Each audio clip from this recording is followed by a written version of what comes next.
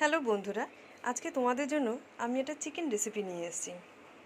দেখো, দেখতেই পাচ্ছ চিকেন, পেঁয়াজ কুচি, লঙ্কা কুচি, একটু আলু আর একটু আদা রসুন পেস্ট। তো দেখো, এখন আমি কড়াই বসিয়ে দিয়েছি, কড়াইতে তেল দিয়ে দিয়েছি। তেলটা গরম হলে আমরা চিকেনটা ছেড়ে দেব।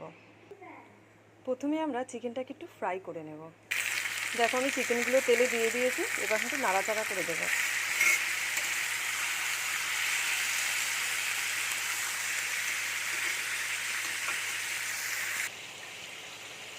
এটাতে অল্প একটু লবণ আর একটু হলুদের গুঁড়ো দিয়ে ভালো করে নাড়াচাড়া করে নেব।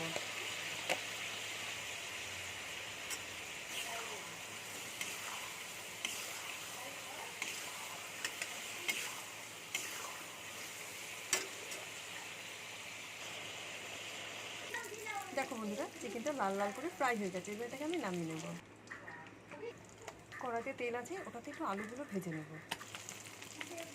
আলুটা ফ্রাই হয়ে গেছে, এবার এটা নামিয়ে নেব। কড়াইতে একটু তেল দিয়ে দেবো, তেলটা একটু গরম হবে, পেঁয়াজ কুচি দেবো। তেলটা গরম হয়ে গেছে, এখন এটাতে দেবো লঙ্কা কুচি,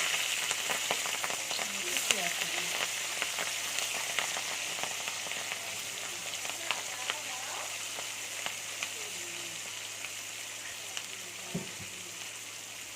একটু ভালো করে নাড়াচাড়া করে নেব। পেঁয়াজটাকে লাল লাল করে ভাজা করে নেব। এখন দেবো আদা রসুন বাটা,